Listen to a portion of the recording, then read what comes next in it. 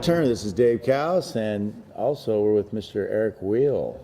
Good to be here. So, we're going to talk about anything and everything about cycling in Northern California and beyond. So, some great topics for tonight. We've got, number one, we've got a special guest tonight, Mr. Maximilian Schachmann from Quickstep. He will be here. We'll be talking to him a little bit. Also got a product review for Skratch Labs, Mr. Eric. And, of course, we'll have some stuff that happened with the River Ride World Championships. Who won?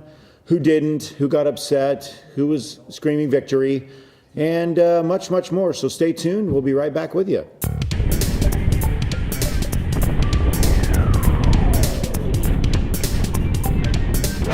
I'm here with Eric Wheel. Eric, good to see you. Good to see you, Glad you Dave. could be here tonight to be my guest host. I actually love it. Thanks for having Tell me. us a little bit about yourself.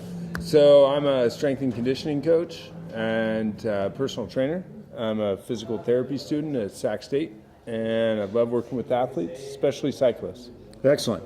And so you've worked with some pretty big names, I'm sure, in the past and present. Can you tell us a little bit about some of the stuff that they've had going on and what you've done to help them achieve their goals? Absolutely. So I've worked with a couple of different fields in terms of professional athletes, from cyclists to tennis, and both on and off-season training. So it really differs. I mean, what your goals are during the given point in your season. When we're talking about sports injuries, I know there's all different types. You know, you can have fractures, you can have strains, you can have sprains, and so forth, dislocations, so forth. What are some common injuries you see within the given sport that we're talking about as far as cycling goes? Absolutely. So it really differs based on age. And you'll see more common injuries for a 20-year-old than you would, say, a 40 or a 50-year-old. Okay. Where the 20-year-old might have a crash, the 40, 50-year-old is more likely to have an overuse injury. Okay. And so when we're talking about these kinds of injuries, is there anything that you see them doing wrong that they need to avoid doing in order to get that injury to heal faster? Absolutely. I mean, there's quite a few things. It keeps me in business, frankly. So, you know, the off season is a time to recuperate, Okay. Especially for a 40-year-old, but even for a 23-year-old professional. The off season is a good time to take some downtime, let your body recuperate. It's unrealistic to expect to hammer 365 days a year. Right. And so with talking about these different injuries, stretching always plays into this, you know, sport that we're talking about with cycling. Is it good to stretch before? People always ask me that. Is it good to stretch after? Like, when is an appropriate time to stretch? How much and how often? Great questions. So I think most people will tend to stretch afterwards. Okay. You know, the beforehand is like a dynamic warm-up. You know, get some mobility, get some movement going. And after the ride, whether it's directly after the ride or whether it's, you know, 3 hours later after a shower, after some foam rolling, the time to stretch and recover is afterwards. Okay. And also with cycling related, as we're talking about position on the bicycle, we're talking about posture, we're talking about core strengthening, and we're talking about just overall comfort on the bikes. Are there some certain things that people should stay away from if they're a beginner versus somebody who's an advanced, as far as like positioning goes? Yeah, you know, positioning, I'm not an expert, first of all. There are a lot of people in town that are better qualified to fit you on a bike. Sure. But I know enough to know that positioning is key. In any sport where you have a repetitive motion, it's important to be in the right spot. Excellent. So, you know, for a beginner or for an advanced rider, we're really looking at keeping your back in a comfortable position. Right. And trying to get you in a spot where you can ride a lot of miles without getting hurt. Okay. And if they wanted more information about, you know, where to go to find out about these different exercises for stretching and so forth, could they get in contact with you? Is it possible for them to go somewhere to get this information? Yeah, absolutely. I'm happy to share my email, my cell phone, ericwheel@csus.edu. My cell phone number you can find through you. I mean, obviously, anyone who knows you is a friend of mine. Right, so right, yeah. Feel free to get in contact. And, you know, this guy's a pretty darn good pong player, I must say. He's, you know, he works with a lot of tennis players at Sac State. This guy can whip a paddle like anything else, so he's guaranteed up for the challenge. Now, let's talk about the athlete that you just worked with who's been staying in Sacramento for a couple of weeks, who we're going to talk with later. Max Schachmann, he came to you with some problems that he had after a crash. Can you tell us a little bit about what you did with him? Yeah, absolutely. It was an honor to work with him, first of all. What's up, Matt? Thank you for bringing him into town. Appreciate Absolutely. And I take those opportunities really seriously, not only to work with someone and help him improve, but learn from him as to what he's doing and how I can make myself better at what I do. So Max had a pretty significant heel fracture, split his calcaneus into a bunch of different pieces, Right. and was immobilized for some time. And the problem with being immobilized, of course, you've got atrophy, disuse. Sure. He was non-weight bearing for a couple of months, probably. Right. So we're trying to get the strength back in that leg. We're trying to improve the symmetry between side to side. Yes. And more or less, I took a look at the exercises he was already doing and tried to improve them, add to it where I could. I know their sports physios back in Belgium, Team Quickstep, are very, very qualified and very good. But it's always good to have another opinion and somebody else who can help you because they're not always available. So I just want to thank you being a part of the team, as well as you being part of my core group of friends. I want to thank you for all of your help. And I want to thank you for being a guest host tonight. And if you want to get in contact with Eric, please go to www.thelefturn.org, and all of his information will be available. And this guy will also be on the show in the future, so be looking for him. Okay? Awesome. Thanks, David.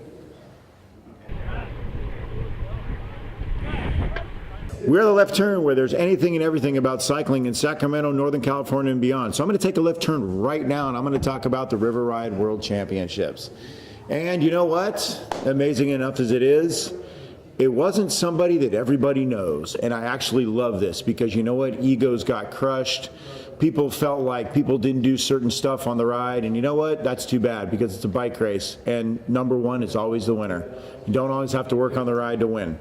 Anyways, so I'm going to invite Mr. Josh Wood to come up and get the cup. Mr. Josh Wood, come on down. You are a winner of the 2017 River Ride World Championship, Thank sir. you very much. Appreciate it. Congratulations. Thank you. I'm actually very happy to see that you took the cup. So, Thank you. What's it feel like to be River Ride World Champ? Because there's a lot of egos and a lot of stuff involved with this. It's an honor, really. You know what I mean? Like, I've been doing the river rides on and off since I was 14 or 15, so almost 20 years. And, other than going and living out of town for a while. But, I was talking to Cameron Walker a bit. We were talking about people I've known and seen ride through and who have won it, and who have competed in it. And this is my first one. So it was an honor, man. It's really cool. It's an honor to be a part of the very select group. And Mr. Shackman actually said that you timed that just right. Oh, yeah. Actually, it's kind of cool to hear him It say is, that. Because yeah. he was up there in the mix, and even though, myself personally flatted 2K before, Yeah. I was so bummed. But I was wondering why you pulled off. Yeah. there was some guys up there that had set up a train, and so coming off the Garden Highway, coming down the hill, the last 800 meters down San Juan. Tell us about where you were and how you got up there and how you actually got to the finish line first. Yeah, so about 400 or 500 meters before we turned on to San Juan, I luckily somehow got SB and the Specialized guys. There was three of them together, their wheel. Someone let me in. I believe it was Andre. Let me in, and but right before we turned down, someone not crossed or cut me off, but just happened to get their wheel, and I separated from them. So with about 1,000 meters to go before the sprint, I saw the Specialized guys go up ahead, and I was in about 25th when we turned onto San Juan. It was a great lead out by whoever was up front at the time. I believe actually it was Max Shackman who was trying to drill the front to keep the pace fast, and looked down at the Garmin and it said we were doing like 38.5 miles an hour down the hill preparing for the sprint with a while to go. And I figured that was it. I not cashed in, but I was just like, maybe I'll just, it's not going to happen for me today. And then just then, John France came by and said, "Woody, let's go." And he let me jump on his wheel. Moved me up about 8 places. I actually ended up losing his wheel, so I ended up being about 15th or 16th. Okay.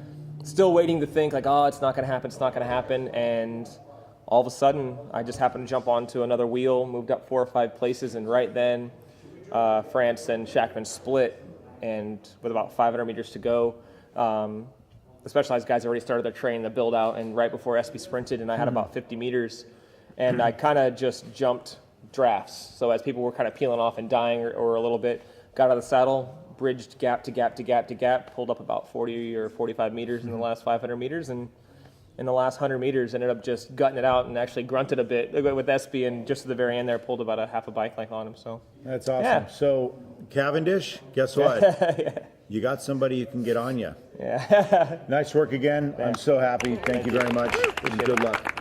We'll see you soon. absolutely. Thank you.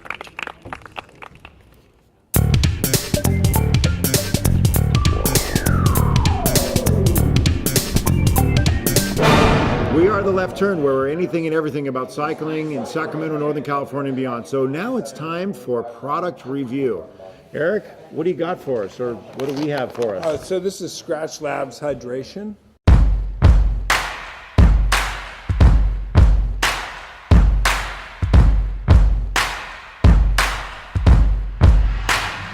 This product is an all-natural product. Beautiful thing I like about it, it is non-GMO. It is gluten-free. It's an awesome product, 40 calories per serving. But one thing, Eric, I want you to talk about is a little bit, how important is it for hydration both during summer months and winter months? Well, it's hugely important. I mean, your muscles don't function unless you're well hydrated, and this is really a good product for that. Whether it's summertime or wintertime, I mean, you have different hydration needs. Obviously, in the summertime, it's hotter, so you're going to need a little more water. But one thing that I really like about this product is the ingredients list is super simple. Right. You know, oftentimes I see supplements that are 25 ingredients long. This is 1, 2, 3. I mean, this is like 8 ingredients. Yeah. And they're all good for you. There's nothing wrong with what's in this. And I think that was Alan's premise, is to bring a product to the market that is very healthy for you, and it's not filled with a bunch of extra stuff that doesn't need to be there. So with Scratch Labs, I believe this retails right around $24 to $25 at local bike shops who carry it. They do offer other things too, recovery mix. They do gummies for on the bike when you need to eat. So there's a lot of different products that Scratch Labs does. For more information about Scratch Lab products, it will be on our website at www.thelefturn.org. And thank you, Mr. Alan Lim. I've known you forever and a day. You have always produced great products, and I always enjoy seeing you at Interbike every year. I hope to see you again sometime soon. And if you have a product that you would like us to review, please go to our website, send us a message at www.thelefturn.org.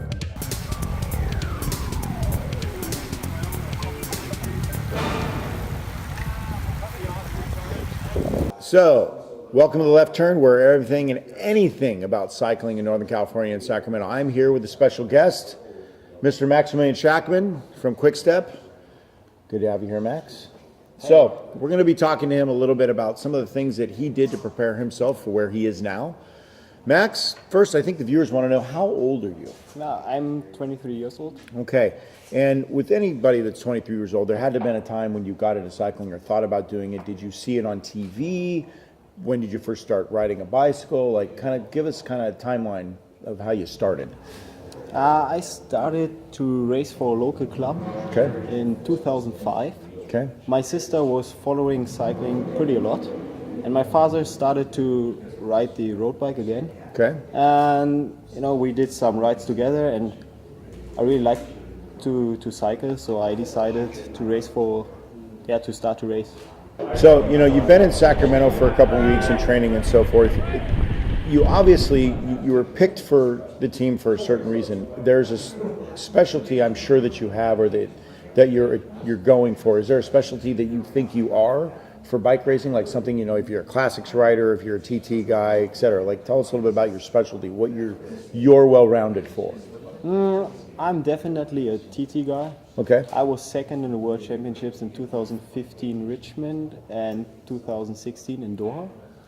But I also showed some good qualities in the mountains last year, in my last U23 level year. And I was like, I won a stage in the Giro Val d'Aosta.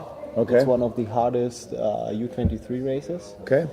But I thought this year, like, the World Tour level and climbs, it's a huge difference to the U23, so I have to see if I can make the step to the best of the world, or if I should focus more to time trial.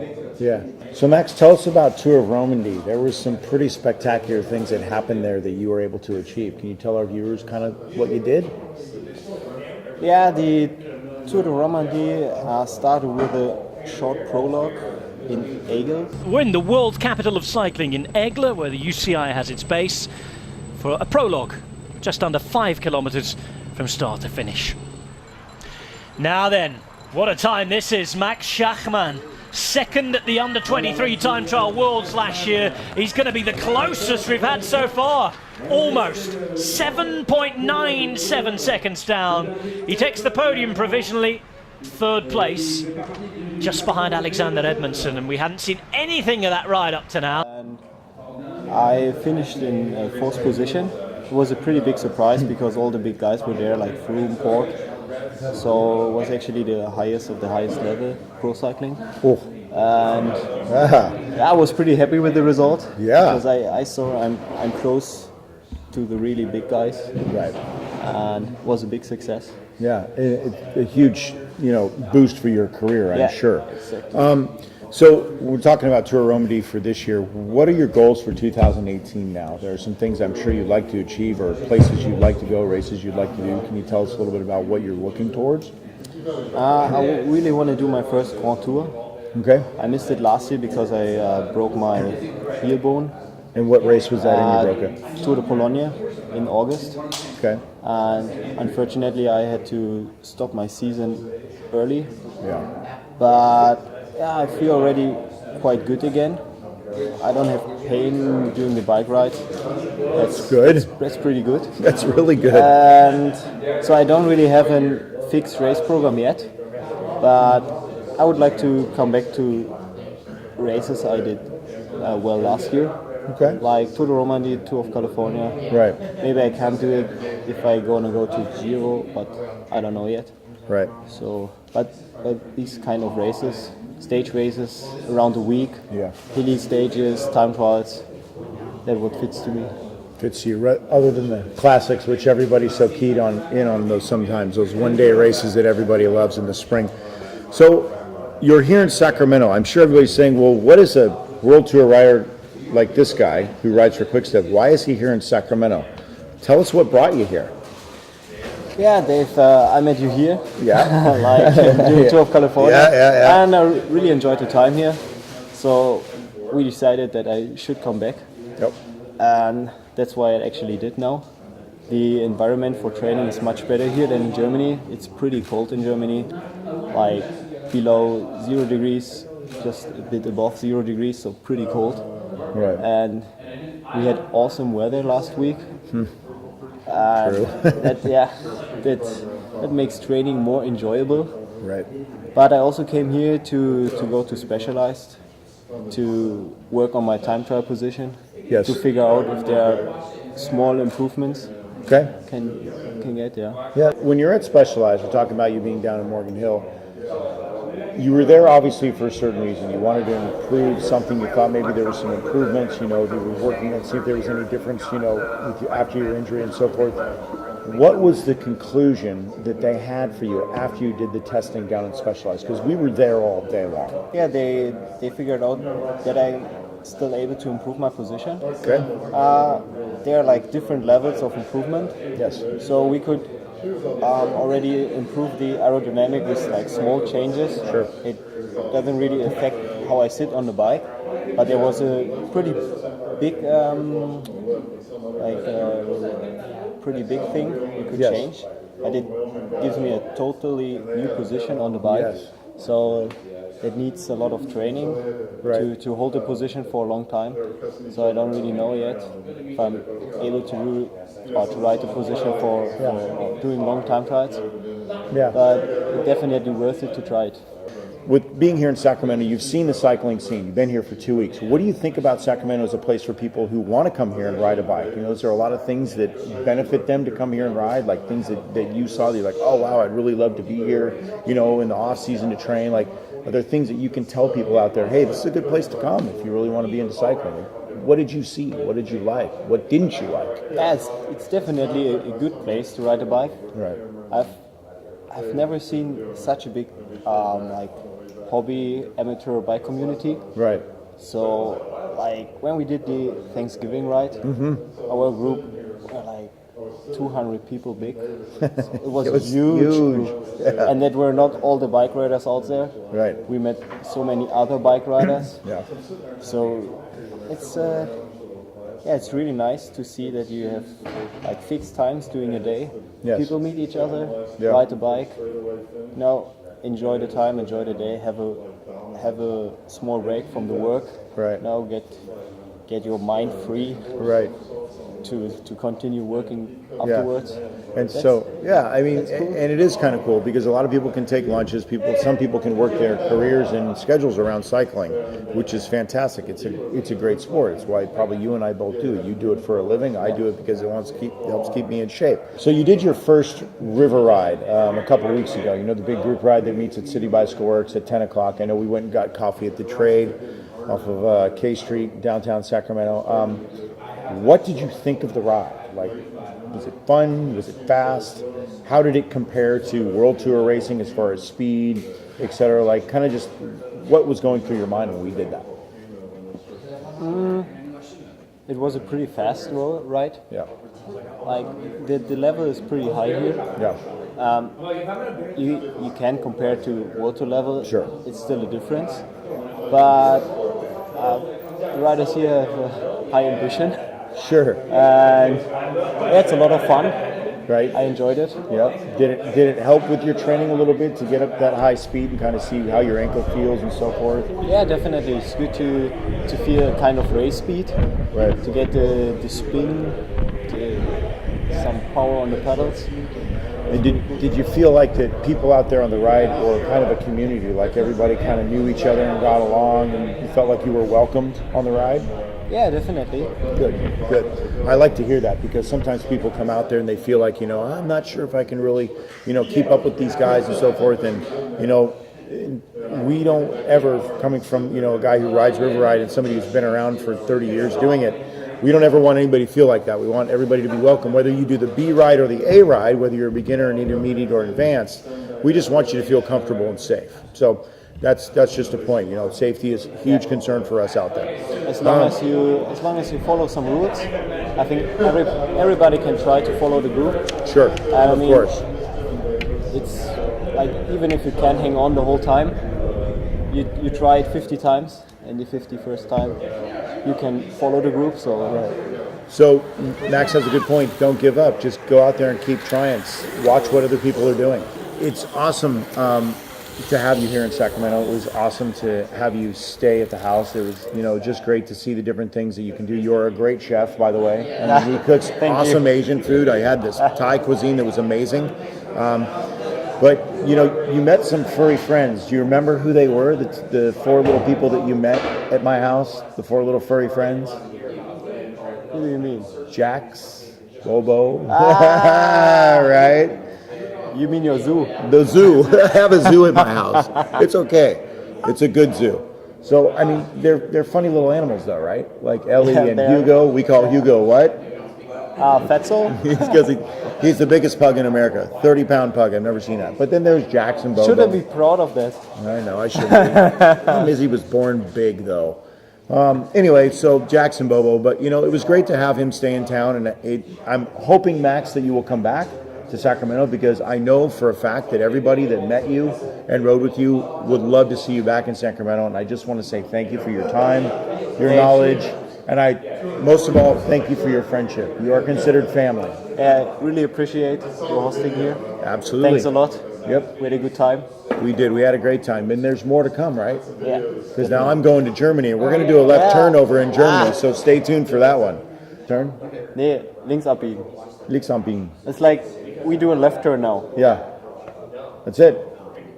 Yeah. That's perfect. So I'm going to take another left turn here, and I'm going to talk about Steven Seinhorst. Now, Eric, I know you've seen our show and talked and seen and everything about Mr. Steven Seinhorst, but I have. I'm going to say this. Mr. Seinhorst, you did fantastic last Saturday and the Saturday before. I'm very proud of you. There was a sighting. He is actually up front hammering with the rest of us. Congratulations, Mr. Seinhorst. You are getting slimmer and you are getting faster, and that is what we want to see. Keep it up. We're very proud of you. Now, to wrap up the show, we've got some viewer questions here. So, Right on. the first question I got was, what is a good replacement food drink after a hard ride? What do you think? Well, the answer really depends on the person Okay. and personal preferences. But what we're looking for is a mixture of nutrients between carbohydrate, Okay. protein, and Okay. fat. Okay. And it depends on the effort that you've put out that day Okay. and the effort that you're going to put out tomorrow. So we change those ratios a little bit. The main thing is that you get some quick calories in you, Okay. about 4 to 1 Okay. carbohydrate protein. Okay. And up to you after that, what you want to do and mix in, Excellent. And is there a time frame you should, right after you work out, a specific time frame they should get it in? Absolutely. So the recovery window is anywhere from 40 to 60 minutes, depending on the research that you read. And, basically you're going to try to take in something small after you're done, Right. and then wait until you're hungry 2 hours later and have a real meal. Got it. Okay, then when we're talking about rides and stuff, we talked about injuries during the show, and we talked about, things to do to kind of to keep them from happening or to help them after. What is your thought, or they're asking us, what is the thought on chiropractor versus massage? So again, I've got to give you a little bit of a gray area answer, Dave. No problem. There are good practitioners in both chiropractic and massage. Okay. And I think the key is knowing who you're working with. I like It's, that. it's really important. You could have a chiropractor who's great. You could have a massage therapist who's terrible. Okay, But you need to trust the person you're working with. right. Tell them about what you need to do, Gotcha. and then make sure that they can help you do that. Right. And if their agenda is different than yours, then you should probably go somewhere else. Yeah.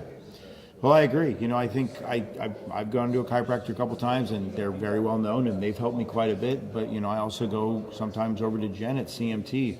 She's in East Sacramento, and she's fantastic. She does a great job, and I don't need to go to the chiropractor. Yeah. So it's just kind of like who you know. I completely agree with you on that. All right, Can I give a plug? Sure, real quick. absolutely. Jennifer Walker at CMT is probably the best massage therapist that I know. I would have to agree. She's very knowledgeable, very smart, and after all, she's a walker. That's just a the way plus. it is, That's right? a plus. All right, so our last and final question is, what are base miles? Now, this may not be something that's down your realm, but you can kind of figure it out a little bit. Base miles basically are miles that you're trying to put in to get your body ready for the upcoming season. So the base miles is your foundation. So you have a house. A house has got a foundation of cement. Your cement is something that your house is going to stand on. Well, base miles are going to help you stay within that realm. In other words, you're going to be able to work on speed, you're going to be able to work on power, you're going to be able to work on intervals, all those different things, but you're going to have a really good base to back that up. So when it comes to 70, 80 miles, you're not petered out after about 50 after trying to do all these different efforts. So base miles are just basic miles, easy, not fast, not super hard, just spinning, relaxing, enjoying, and just getting ready for the upcoming season. All right, those are our viewer questions. I want to thank you for watching our show. Thank you for coming out, etc. I'm very happy to say that Mr. Seinhorst, once again, you are doing great. Keep it up. We'll see you again. Take care.